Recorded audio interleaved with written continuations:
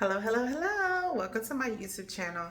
For those of you who are unfamiliar, my name is Quenisha. I am a wife, a mom, a chef, and a career coach, and I help millennials get higher paying positions in their corporate career by increasing their value. In today's video, we're going to be discussing interview questions. I'm going to be talking about one of the hard interview questions. Well, it's actually not a hard interview question, but a lot of people feel like it is. What are your weaknesses?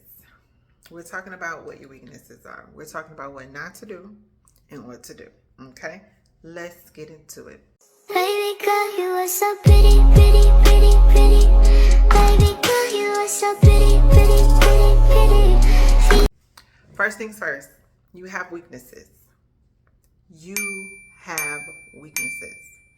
Do not get in an interview and tell your recruiter that you don't have a weakness. My weakness is I work too hard. Girl, my weakness is I put too much into what I do. I'm a perfectionist.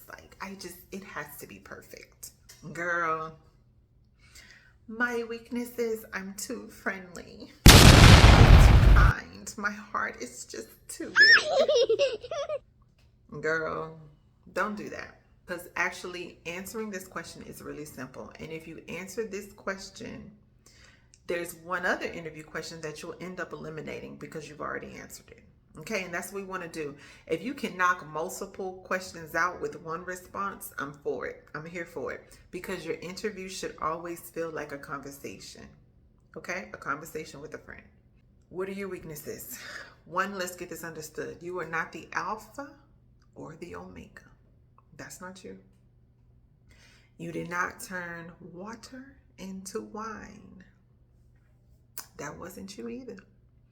You did not grant sight to the blind. That wasn't you either, baby.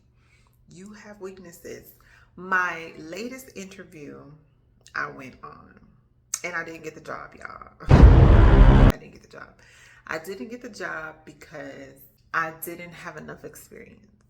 And to be fair, I am fairly new to the role that I'm in now. I've been in this role for a year, which, baby, and slayed for a whole year. But this particular director was looking for somebody who had been in the role for 5+ years.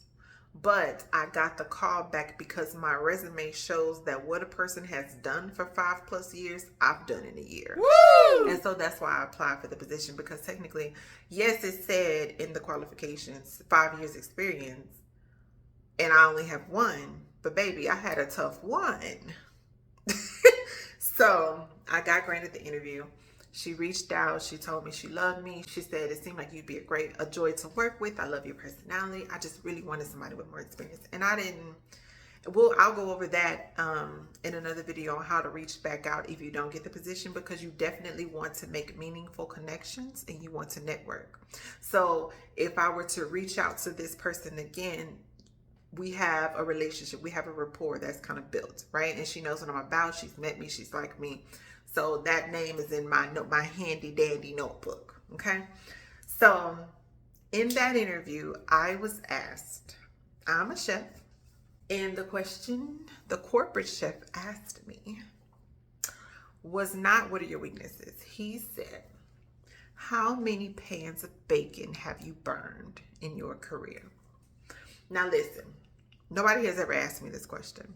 And I typically work in an environment where there's high volume cooking. So I'm not cooking like 2 strips of bacon like you do at home, or putting 6 strips in the air fryer. I'm making sheets and sheets and sheets of bacon, right? So, your girl done burned a few because you put them in the oven and you forget about them. You're like doing other stuff and you're like, what's that smell? Oh, that's my bacon. So no lie, guys, when he initially asked me, I've never been asked this question. It's the first time I've ever been asked this question. My initial response was going to be none. Like, wait a minute, I'm a whole chef. Why would I tell you that I burned something? Like, girl, what? I don't burn nothing. My food I don't think. I was going to say none. But What are your weaknesses? Right? We got to keep it a buck. I didn't give sight to the blind. I'm not the Alpha and the Omega. Okay? I didn't turn water into wine. I'm not perfect. You need to understand that you're not perfect. Now, truthfully, I've burned about, in my whole career, I'm going to say 20 big pans. And when I say big pans, there's about 20, well, maybe about 40 strips of bacon on each pan. I've burned about 20 of those pans. Because I'll never forget one day I had 2 ovens completely full of bacon and burned both of them. He laughed. The corporate chef laughed. He said, "You know why I asked you that question?" I said, "No, actually nobody's ever asked me that question." Now we're both laughing at this point. I said, "Nobody's ever asked me that question." He said, "I asked you that question because if you are an actual chef, you have burned bacon. There's not one chef that has this many years experience who has never made a mistake. And one of the common mistakes chefs make, and I know this from my personal experience, is we burn bacon." So I asked you that to see what you would say. And to be honest, when I interview a candidate and I asked them how many pans of bacon have you burned, and they told me none, it's a wrap. I don't care how well the interview went from the beginning to that point when I asked that question. If they tell me they have not burned any bacon, we don't go any further. It's the end of the interview because I can't trust you. You're lying to me, and I know you're lying to me.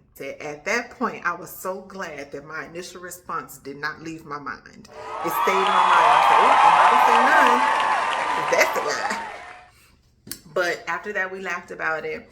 I reached back out to him, which is something that you should do.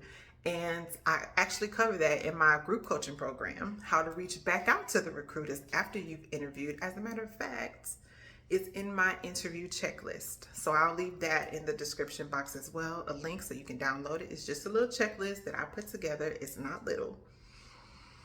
It's not little. My interview checklist that I put together just to make sure that you are prepared. I want you to be confident. I want you to be smooth sailing on your way to the interview. It covers what you should do the day before, what you should do the day of, and what you should do after. So download that. A link is in the description box. But I actually reached back out to him, and I wanted to crack a little a little kiki moment. And so I thanked him for his perspective on the bacon question. And I told him that I would be using that question in my future interviews, because I actually interview candidates now. So I told him I would be using that, and we laughed about it or whatever. That's 2 connections I made, because now I have a connection with him. He enjoyed me. He liked my personality. You know, we kikied or whatever. I have him in my handy dandy, and I have the director that says she liked me, but she wanted somebody with more experience. I have her in my in my handy dandy notebook as well. So making connections is important. But the question, what are your weaknesses? You have weaknesses. When you answer this question, you need to, baby, it's 9 minutes. I'm just not getting to the answer. When you answer this question, you need to describe a time when you were presented with a challenge and you didn't meet the expectation. You messed up, okay? But when you tell them about that time when you messed up, you also need to explain how you fixed it, okay? Problem solving.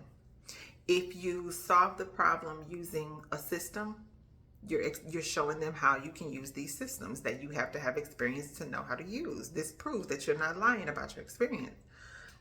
If you use team building or teamwork, it shows that you're a team player. You know, if you use leadership, if you use delegation, whatever you did to solve the problem, go back to the job description, go see what they want from you, and give them a time when you used that precise skill. And say the word. If they say in the job description they're looking for someone who has who's really good at delegating, make sure you use the term delegating or delegation, so it'll trigger in their mind that you are what they're looking for. But give them an example of a time where you were presented with a challenge, you messed up, you took ownership of it, because that's a big deal. You want to take ownership of your mistakes and what you did to fix it so that it doesn't happen again. That lets the employer know, one, you're not lying. You don't think you're God. You don't think you're perfect. You do mess up. You can own up to your faults and you can fix the problem. You learn something from it. You can fix the problem and it won't happen moving forward. Okay? That is how you answer the what are your weaknesses question. Now, guys, this video went longer than I wanted it to because I got caught up in the whole bacon situation. Sorry about that. So I'm not going to talk too much. I'll be posting more videos every Friday to help you guys be successful in your job search, in your interviews. I have links in the description box for you to download from my free coaching program and my interview checklist so that you are ready to snag that higher paying position. Until next time, guys, good luck on your interview and I hope you get the job. Only been a few hours, but it felt like days.